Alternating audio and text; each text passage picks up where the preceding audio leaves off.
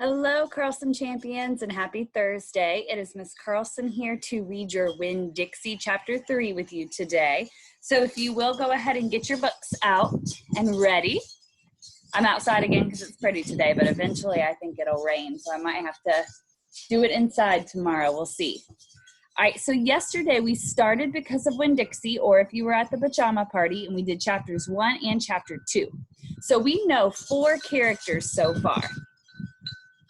Yes, we know 4 characters. I want you to think to yourself, who are those 4 characters? What are their names, and what is one thing I know about them? Okay, give you a few more seconds. So who are our 4 characters so far? And also, where does this book take place? What is the setting so far? All right, so our 4 characters we know are Opal, who's our main character. We know that she is a young girl. We know Preacher. We know that's Opal's dad, and we know she calls him Preacher because that's what he does, and he does it so often that she feels weird calling him Daddy, so she calls him Preacher. We know Winn Dixie, who is the dog she found in the Winn Dixie grocery store. The very first chapter introduces us right into Winn Dixie. We see the grocery store scene, and then we have our 4th character whose name is Mr. Alfred, and Mr. Alfred owns the trailer park that Opal and her Preacher, her dad, live in, okay? So we've met those 4 characters. Chapter 2 ended with the Preacher allowing Winn Dixie to be their dog. So now we're gonna read into chapter 3 and see some of the adventures that Opal and Winn Dixie will go on. So if you're with me, we are on page 22, chapter 3. And if you wanna follow along with me. I started in on Winn Dixie right away, trying to clean him up. First, I gave him a bath. I used the garden hose and some baby shampoo. He stood still for it, but I could tell that he didn't like it. He looked insulted, and the whole time he didn't show me his teeth or wag his tail once. After he was all washed and dried, I brushed him good. I used my own hairbrush and worked real hard at all the knots and patches of fur stuck together. I'm gonna pause. If you remember when Dixie was she called him ugly, but he was really dirty. His fur was kind of stuck together, so he needed a good bath. I want you to think to yourself, if he looked like that and needed a good bath, do you think that anybody owned him, or do you think he was a stray dog? Think about that one. He didn't mind being brushed. He wiggled his back like it felt pretty good. The whole time I was working on him, I was talking to him, and he listened. I told him how we were alike. See, I said, you don't have any family, and neither do I. I've got the Preacher, of course, but I don't have a mama. I mean, I have one, but I don't know where she is. She left when I was 3 years old. I can hardly remember her. And I bet you don't remember your mama much either. So we're almost like orphans. Winn Dixie looked straight at me when I talked to him like that, like he was feeling relieved to finally have somebody understand his situation. I nodded my head at him and went on talking. I don't even have any friends because I had to leave them all behind when we moved here from Whatley. Whatley's up in North Florida. Have you ever been to North Florida?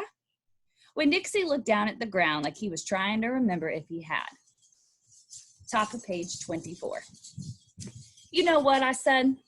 Ever since we moved here, I've been thinking about my mama extra hard, more than I ever did when I was in Whatley. Winn Dixie twitched his ears and raised his eyebrows. I think the Preacher knows about my mama thinks about my mama all the time too. He's still in love with her. I know that because I heard the ladies at church in Whatley talking about him. They said he's still hoping she'll come back, but he doesn't tell me that. He won't talk to me about her at all.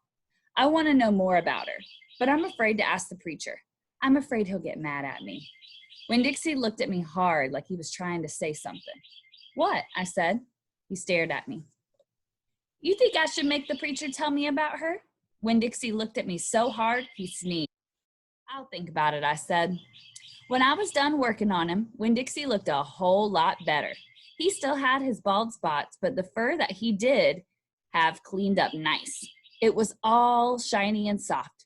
You could still see his ribs, but I intended to feed him good, and that would take care of that. I couldn't do anything about his crooked yellow teeth because he got into a sneezing fit every time I started brushing them with my toothbrush. and I finally had to give up. But for the most part, he looked whole lot better, and so I took him into the trailer and showed him to the preacher. Daddy, I said. He said. He was working on a sermon and kind of muttering to himself. Daddy, I wanted to show you the new Winn Dixie. The preacher put down his pencil and rubbed his nose, and finally he looked up. Well, he said, smiling real big at Winn Dixie. Well now, don't you look handsome? Winn Dixie smiled back at the preacher. He went over and put his head in the preacher's lap. He smells nice too, said the preacher. He rubbed Winn Dixie's head and looked into his eyes. Daddy, I said, real quick, before I lost all my nerve. I've been talking to Winn Dixie. Is that right? The preacher said. He scratched Winn Dixie's head. I've been talking to him, and he agreed with me that since I'm 10 years old, you should tell me 10 things about my mama. Just 10 things, that's all. The preacher stopped rubbing Winn Dixie's head and held real still. I could see him thinking about pulling his head back into his shell. One thing for each year I've been alive, I told him. Please. Winn Dixie looked up at the preacher and kind of gave him a nudge with his nose. The preacher sighed. He said to Winn Dixie, I should have guessed you were going to be trouble. Then he looked at me and said, come on, Opal. Sit down and I will tell you 10 things about your mama. All right, so that was chapter 3. So no new characters. We still have Opal, Winn Dixie, the preacher, and Mr. Alfred, but he didn't come into this chapter, but he will later. But we have a new piece of information. So Opal and her dad, we knew in the first chapter they moved somewhere. In this chapter, we found out it's called Watley, Florida. They live in Naomi, Florida. So they're still in the state of Florida, but they had to move. So Opal had to leave all of her friends behind.